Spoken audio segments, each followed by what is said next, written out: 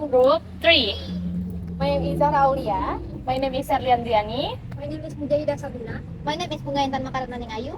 My name is Yasin Kirani. My name is Aisyah Teriyani. My name is Nabila Sapitri. My name is Maya. My name is Anindya Azara. We are going to interview the owner of PT Berkah Kuliner Semesta. So, let's go!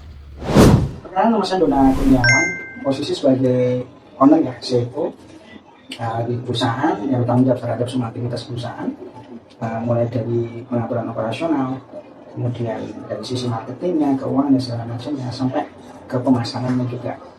Jadi ya dengan beberapa tim yang kita punya, ada tim inti juga ada tim dari pihak ketiga yang kita handling untuk bisa menjalankan perusahaan ini.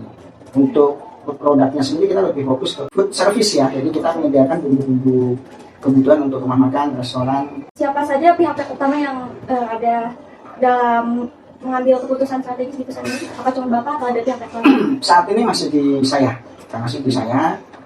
Kita PT ada 3 orang di dalamnya, 2 komisaris dan 1 sebagai direkturnya sebagai pengelola operasional ya.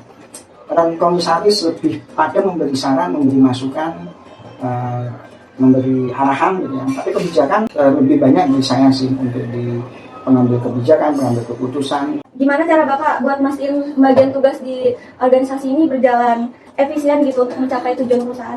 Ya, struktur organisasi, kemudian kita juga buat job desk, kita buat SOP, kemudian memastikan bahwa teman-teman menjalankan tugasnya sesuai dengan perannya masing-masing. Kalau boleh tahu jumlah karyawan ada di sini berapa? Saat ini ada sekitar 15-an. 15-an.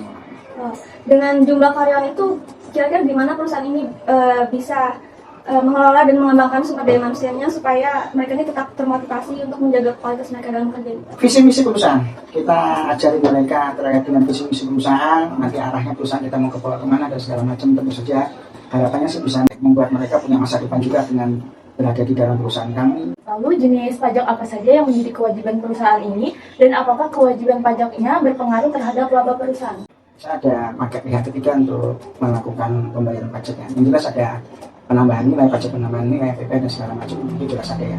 Kalau untuk pengaruh terhadap profit, ya jelas lah, pasti kan berpengaruh ya, mengurangi profit dan segala macam, itu jelas. Tapi yang jelas pembayaran kita serahkan ke pihak ketiga untuk melakukan pengurusan untuk pembayaran ke dinas. Lalu faktor eksternal apa saja yang paling mempengaruhi kegiatan usaha seperti harga bahan bakunya, kondisi ekonomi, atau persaingan pasar di Samarinda? Dan bagaimana perusahaan menghadapi persaingan tersebut? Harga bahan pokok jelas iyalah, harga bahan pokok iya. Kalau persaingan, alhamdulillah sih masih relatif aman ya untuk Kalimantan. Karena memang perusahaan sendiri, kenapa kita berdiri di food service, banyak mitra-mitra kami itu ngambil bahan baku, yang mengambil kemitraan bisnis, franchise segala macam lebih dari ke Pulau Jawa ya. Kalau antisipasi bahan baku yang naik melonjak jelas itu tidak bisa dipungkiri ya. Ya, strateginya R&D kami yang bekerja untuk membuat produk-produk baru yang bisa menekan biaya bahan baku sehingga kita masih bisa survive. Jadi mencari partner-partner juga yang secara bahan baku kami masih bisa tekan, kemudian mencari kualitas bahan baku atau kualitas bahan baku yang hampir mirip tapi tidak mengurangi dari cita rasa dari produk kami. Gitu. Dan untuk yang terakhir, menurut Bapak bagaimana hubungan antara bentuk kepemilikan, struktur organisasi, dan kewajiban pajak terhadap profitabilitas perusahaan? Ya, kalau satu bulan omset 50 juta kerja sendiri dibandingkan dengan omset atau profit 50 miliar dengan kerja 30 orang kan masih banyak yang 50 miliar ya. Nah, mikirnya kan begitu. Artinya pasti berpengaruh ya, tapi kan konsentrasi kita bukan ke situnya, tapi bagaimana kita meningkatkan omset dan profit secara optimal sehingga ada yang di dalamnya pun akhirnya bisa mendapatkan kesejahteraan sesuai dengan target. Hello guys, now I would like to present the vision structure and key insight from our interview notes. The interview was conducted with Mr. Dona Kurniawan, who is the CEO, founder, and owner of a food service and marketing company. He leads the operational and marketing division, manages business training, and makes important strategic decisions.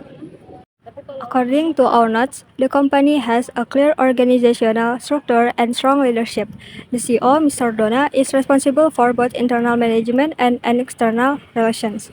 The company's vision and mission emphasize growth and efficiency. However, there are several challenges, such as the rising cost of raw materials, tax obligation, and competition from similar business. To overcome these issues, the company plans to improve product quality, reduce production costs, and enhance teamwork through better coordination and training.